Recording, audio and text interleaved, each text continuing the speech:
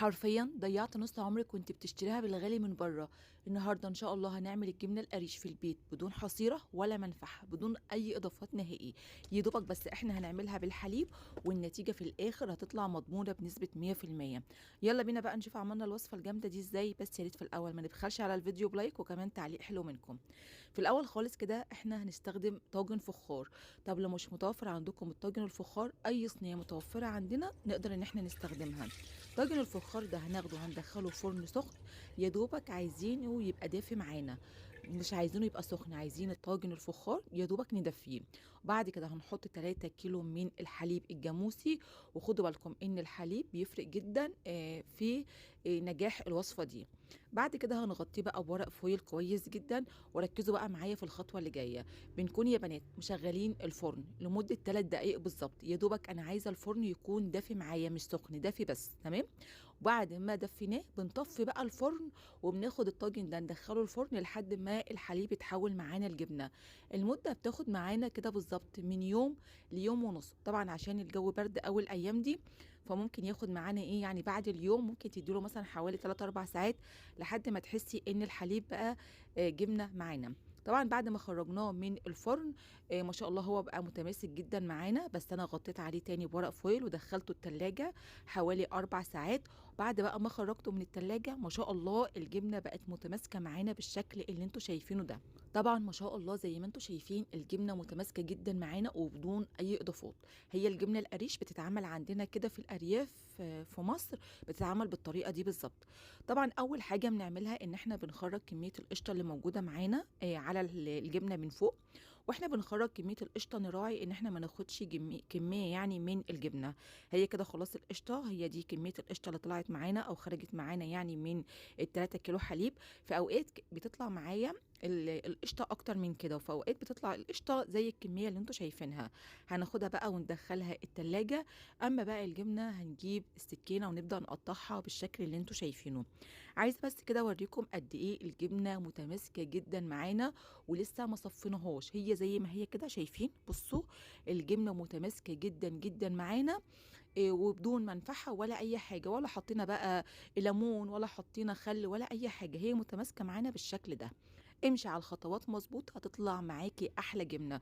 وعلشان تطلع معاكي احلى جبنه لازم الحليب يكون من مكان موثوق فيه، وكمان ان هو يكون حليب جاموسي. وكده خلاص بقى بعد ما قطعنا الجبنه بالشكل اللي انتوا شايفينه ده، هنجيب بقى مصفى ونحط عليها قطعه من الشاش. مش متوفر عندنا قطعه من الشاش يا ام ليلي، نستخدم ايه؟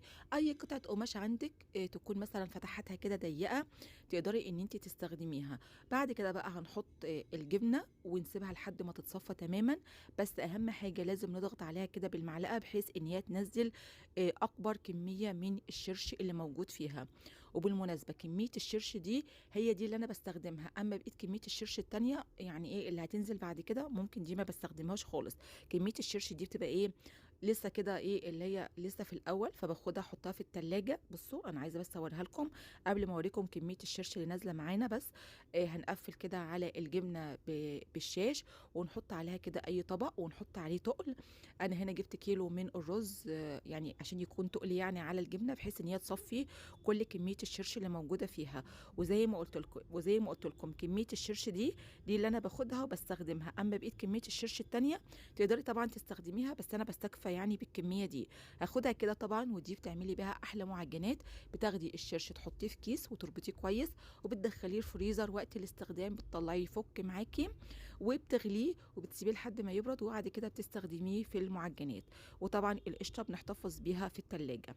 تعالوا بقى كده بعد ما سيبنا الجبنه تنزل كل كميه الشرش اللي موجود فيها، تعالوا بقى كده نفتح عليها ونشوف النتيجه هتبقى عامله معانا ازاي. تعالوا كده بسم الله الرحمن الرحيم نسمي ونشوف. بصوا اولا كده احنا هنشيل كميه قصدي هنشيل يعني قطعه الشاش. ما شاء الله الجبنه متماسكه جدا معانا. تعالوا بس كده نقلبها على صينيه. وعايزه اقول لكم بقى بصراحه الطريقه دي مظبوطه جدا. ولو وصلت بقى معايا في الفيديو لحد دلوقتي يا ريت بس لو تعملوا يعني لايك للفيديو وكمان تعليق حلو منكم علشان الفيديو يترفع ويشوفوا اكبر عدد من المتابعين. تعالوا كده بقى مع بعض نقطع الجبنه واوريها لكم قد ايه هي كريميه، قد ايه هي ناعمه. وكمان طبعا تقدري تقدميها بالشكل اللي انت شايفاه ده، او هنعملها بشكل الحصيره اللي احنا بنشتريه من بره. طبعا هو الشكل ده جميل وحلو جدا، بس احنا هنا يعني في مصر لو قدمت لحد قطعه من الجبنه بالشكل ده مش هيصدق ان هي جبنه قريش غير لما يدوقها. فعلشان كده هقول لكم دلوقتي ازاي نعملها بشكل الحصيره بالظبط وبدون ما نستخدم الحصيره. طبعا زي ما انتم شايفين ما شاء الله الجبنه بقى كريميه جدا. وتعالوا كمان كده نقطعها مع بعض واوريها لكم.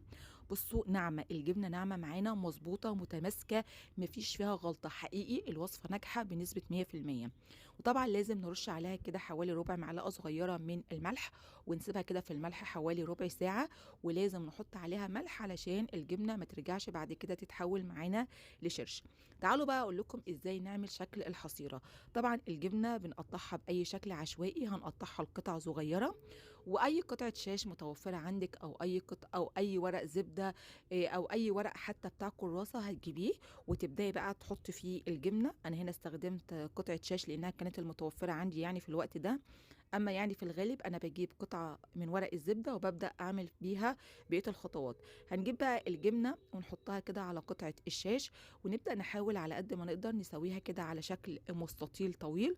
وبعد كده بقى هنلف الشاش حوالين الجبنه ونحاول ان احنا نلفه على شكل رول. واحنا بنلفه على شكل رول نحاول برضو ان احنا نضغط على الجبنه علشان في الاخر تطلع القطعه معانا متساويه وما تكونش متقطعه معانا. بصوا انا بحاول على قد ما اقدر اضغط على الجبنه، وبضغط عليها ضغط خفيفه بحيث ان هي تطلع في الاخر متساويه معانا جدا.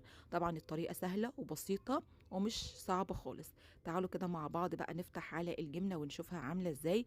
وكمان قولوا لي في الوقت ده بتتابعوني من اي بلد، بصراحه بحب اشوف تعليقاتكم جدا جدا جدا. تعالوا بقى كده مع بعض نشوف الجبنه. طيب عايزين نديها شكل الحصيره. عايزين نديها شكل الحصيره بنجيب شوكه ونبدا نعمل فيها الاشكال بتاعه الحصيره بالظبط. بصوا بمشي بس كده الشوكه على الجبنه وكده خلاص هي بقت جبنه رسمي معانا. هنبدا بقى نقطعها بالحجم اللي انتوا عايزينه. طيب ممكن تكون يا ام قولي لي الوصفه دي مش موفره قوي معانا، بس انا شايفاها عن نفسي موفره لان الجبنه القريش الايام دي بقى سعرها مبالغ فيه قوي. بس هقولك على ميزه موجوده في الجبنه دي مش موجوده في الجبنه اللي احنا بنشتريها من بره. دي لو انت حقيقي ما بتحبيش الجبنه القريش هتحبيها جدا، طعمها حقيقي احلى بكتير بكتير فعلا من اللي احنا بنشتريها من بره. اولا هي كريميه، ثانيا طعمها مميز. يعني انت ممكن تاكلي منها قطعه والتانيه والتالته مش هتحسي بقى ان انت بتاكلي حاجه كده ايه عشان الرجيم ولا حاجه، لا بتحسي ان انت بتاكلي حاجه طعمها حلو، طعمها مميز قوي. تعالوا كمان كده بقى نحطها في طبق ونحتفظ بيها في التلاجة. وكمان عايزين نوزنها مع بعض. بس قبل ما نوزن الجبنة مع بعض قولوا لي بقى بصراحة برأيكم الوصفة دي تستحق كام على 10؟ تعالوا كده مع بعض. ما شاء الله شايفين الجبنة شكلها عامل ازاي، كمية حلوة، انا شايفة ان هي كمية حلوة. وكمان نوعية الجبنة نفسها حلوة قوي. وكمان ما شاء الله دي بقى شكل القشطة بعد ما طلعناها من التلاجة وكانت متماسكة معانا، قشطة بلدي بقى على ابوها فعلا. شايفين شكلها عامل ازاي تحفة، وطعمها بقى مميز جدا جدا جدا.